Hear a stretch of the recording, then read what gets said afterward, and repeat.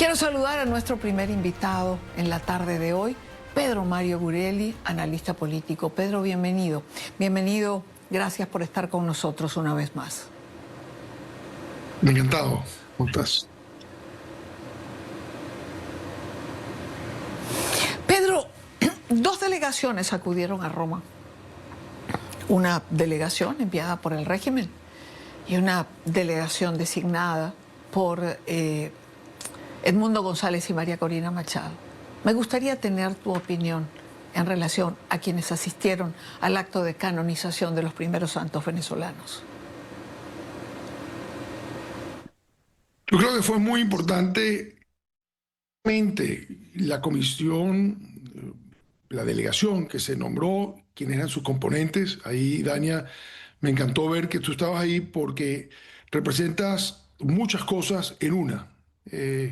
No solamente el periodista que ha sido obviamente silenciado en Venezuela, forzado al exilio en Venezuela, sino también es el periodista que fuera del país ha seguido luchando y mostrado todos los días lo que está ocurriendo en Venezuela. Es decir, estás fuera, pero estás dentro del país. Yo creo que una mujer periodista aguerrida, comprometida con la verdad, estuviera ahí, ayudó, y no te lo digo porque me estás entrevistando, es porque cada vez que uno ve quién conformó esa comisión, fue muy interesante que estuviera ahí. Obviamente esto fue una misión en contraste con la delegación oficial, porque el Vaticano y Venezuela tienen relación de Estado a Estado, y obviamente un gobierno absolutamente ilegítimo, anticatólico, completamente manipulador. Inclusive podemos entrar más de cosas que ocurrieron después de la visita, que esté representado ahí no tenía sentido. Obviamente, protocolarmente, a menos que estuviera dispuesto la Santa Sede a romper con Venezuela, tenían que acomodar a quien el régimen enviara a representarlo. Por lo tanto, darle cabida y darle lo que vi fue un espacio absolutamente único, de hecho inédito. Yo creo que nunca en un evento en el Vaticano había habido un gobierno legítimo, pero marginado por un gobierno de facto, sido representado en esa forma, en el lugar, el sitial de honor que estuvo, al lado del cuerpo diplomático, al lado del canciller, el monseñor Gallagher, al lado del sustituto, que es el monseñor Peña, y todo el cuerpo diplomático en un área especial que se creó para esta delegación. El que estuviera encabezando esto, yo diría tres personas muy importantes. La presidenta de la Asamblea Nacional, no sé, como legítima, una mujer aguerrida, desconocida en el país, pero que ha mantenido la legitimidad democrática del lado nuestro, cosa que le molesta mucho al régimen. Dinora Figuera, inclusive reconocida por los Estados Unidos como la presidenta de Venezuela, legítima, como la jefa del gobierno, en virtud de ser presidenta de la Asamblea Nacional y bajo el artículo 233, la presidenta interina, aunque parezca difícil creerlo, es el papel que ella juega y hace una de las cosas que más le molesta al régimen, que es que mantiene la legitimidad del lado democrático y no la tienen ellos.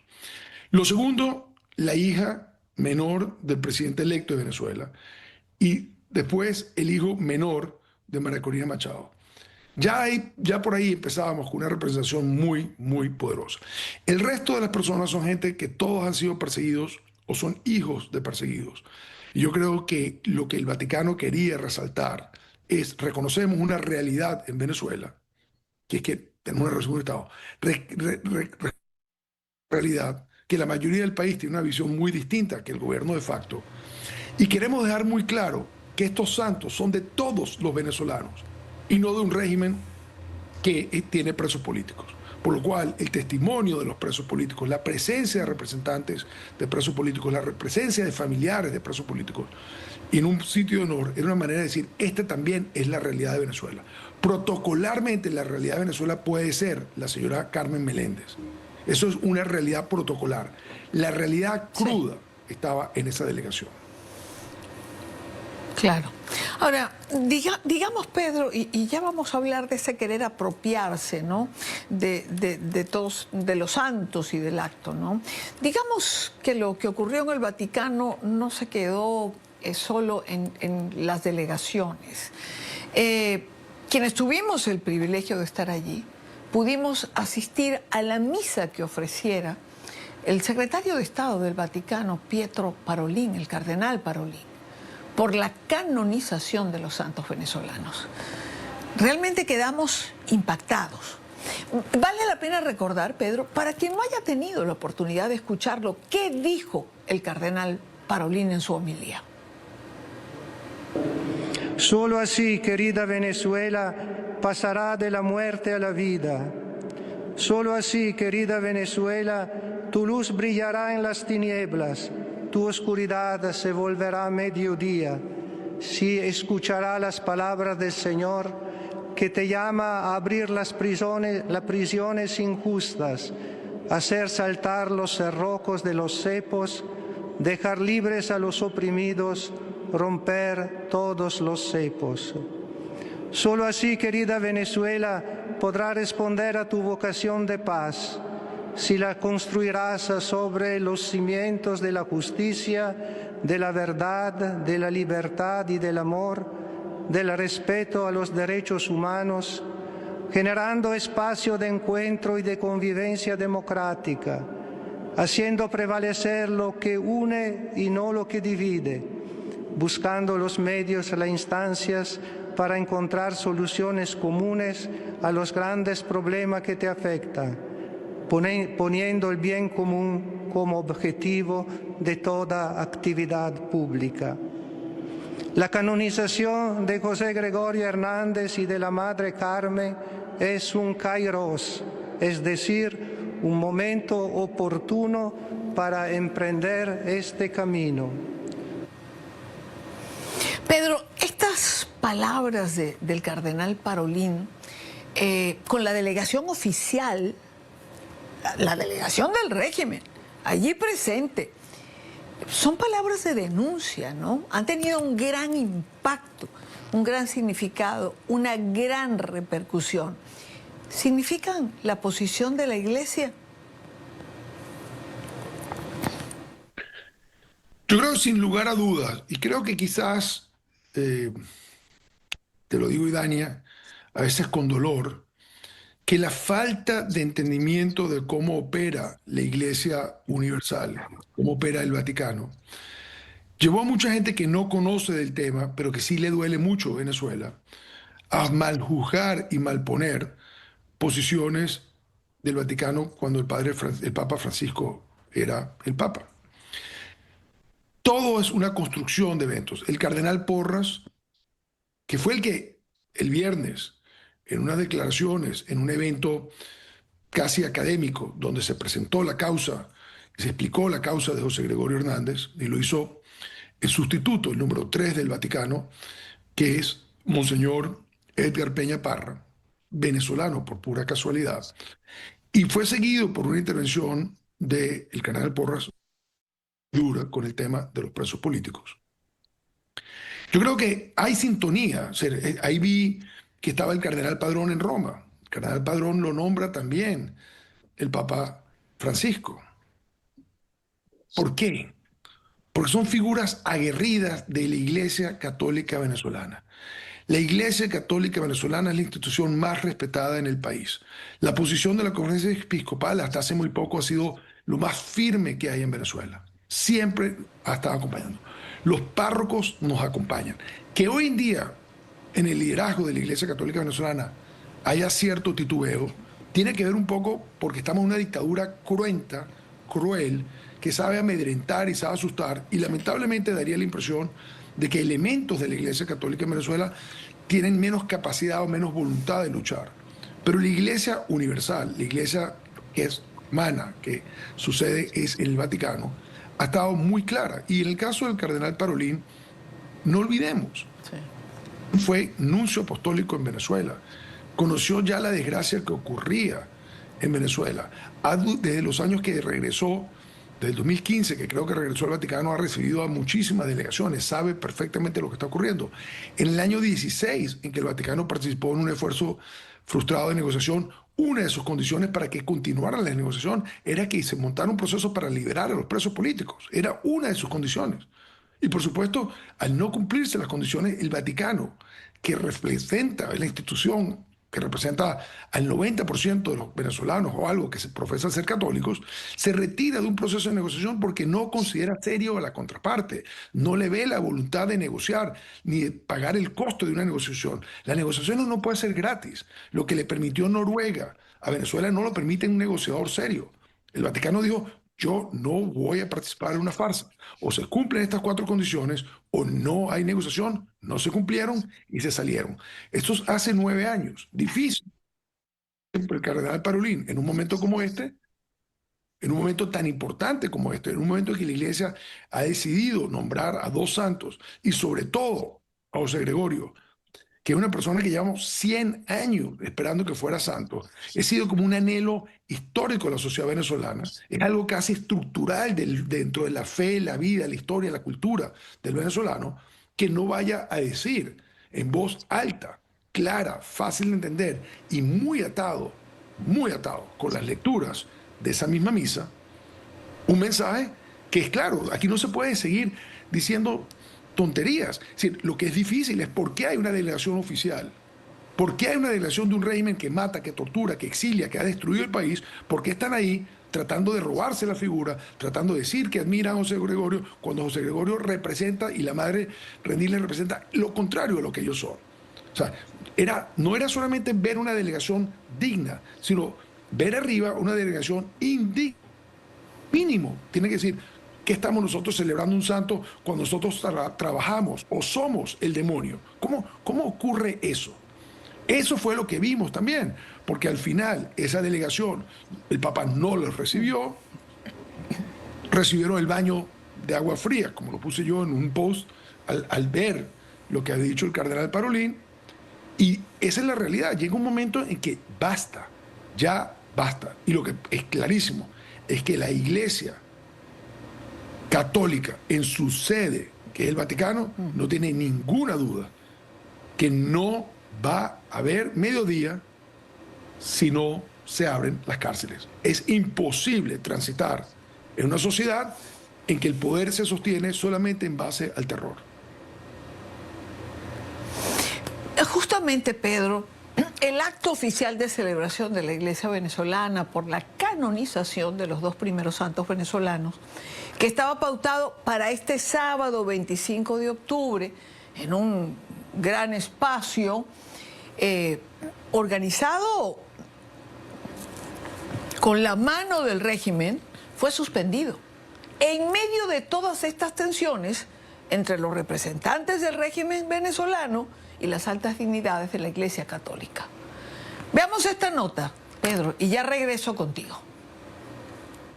La Iglesia venezolana suspendió la celebración de la canonización de San José Gregorio Hernández y Santa Carmen Rendiles, convocada para este sábado en el Estadio Monumental de Caracas, en donde se llevaría a cabo una amplia celebración que incluía una misa de acción de gracias, momentos para la veneración de las imágenes de los nuevos santos venezolanos e incluso un concierto de la Orquesta Sinfónica Venezolana, actividad en la que también participaría como organizador el régimen venezolano. Los actos van a ser misas, celebraciones eucarísticas en cada una de las parroquias.